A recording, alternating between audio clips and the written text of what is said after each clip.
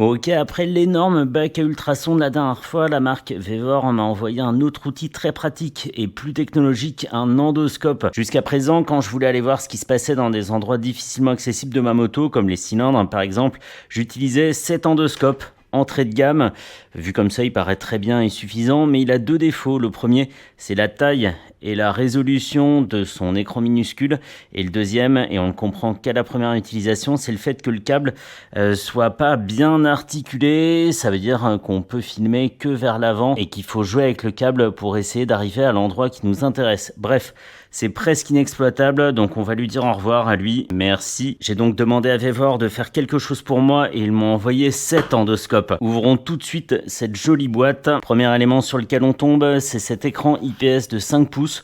On va y revenir, hein. Pour l'instant je le laisse de côté. Et le deuxième élément, évidemment, c'est la poignée et l'endoscope en lui-même. Parfait, le voilà assemblé et sorti de sa boîte.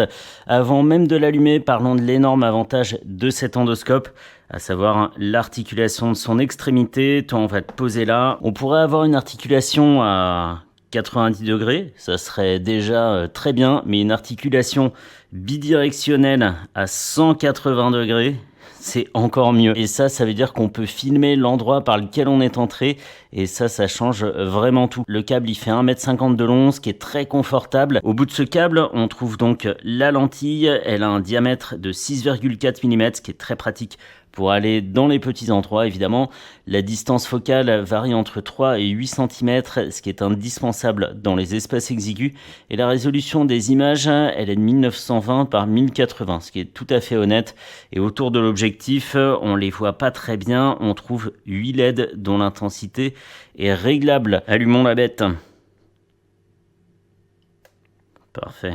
La résolution de cet écran de 5 pouces, elle est de 854 par 480. Et pour être encore plus pratique, on peut pivoter l'image sur 180 degrés. Il y a un petit bouton sur le dessus de l'écran. Hop, hop, comme ça permet de bien comprendre ce qu'on filme et d'avoir les images dans le bon sens, puisqu'on peut prendre des vidéos et des photos des endroits qu'on est en train d'explorer. Tout ça fonctionne sur une batterie rechargeable intégrée, évidemment. Elle a une capacité de 4500 mAh et le câble USB-C de recharge ici là qui se branche là est fourni, donc ça c'est bien. Autre chose de fourni, c'est la carte micro SD de 32 Go pour pouvoir justement, je le disais, enregistrer les photos et les vidéos. On a la possibilité de zoomer numériquement dans l'image x2, x4, x6 et x8. L'ensemble est classé IP67 en norme d'étanchéité, mais je sais pas si la caméra peut être immergée ou pas, j'ai pas trouvé l'info.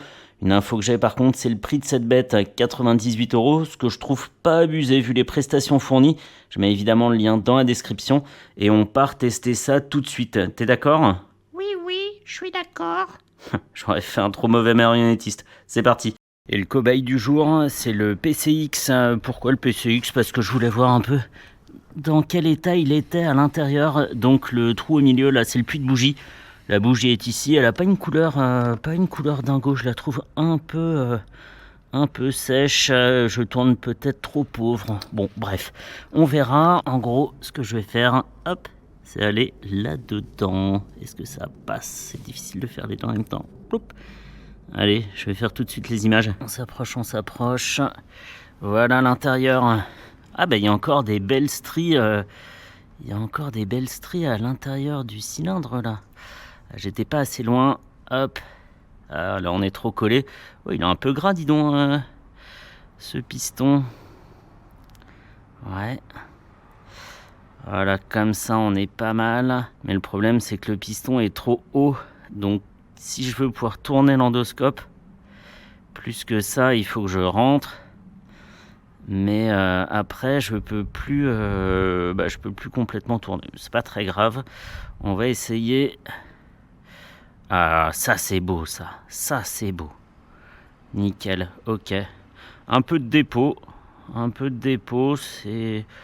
Mais sinon c'est pas vilain. Voilà, ce genre de stries là qu'on voit en bas de l'image, c'est pas le genre de stries qu'on veut voir, hein. Les stries qui vont dans le sens du piston. Mais sinon le reste, c'est pas vilain. Non, t'es en bonne santé, petit PCX, c'est bien. Fout, on ressort et on pourra même aller se promener dans d'autres endroits du moteur. Vout, par ici, par exemple. Ça, c'est quoi? C'est une sonde? C'est une sonde lambda? Non, je sais pas. Est-ce qu'il y en a au moins sur ce scooter? Je ne sais pas. Bref, voilà. Et encore un grand merci à Vévor pour cet endoscope que je vais sûrement être amené à beaucoup utiliser pour les futurs projets de restauration de moto. Ça va être trop cool. Oh, salut, m'oubliez pas. Allez, bref, on peut en rester là pour cet endoscope. Vraiment très pratique.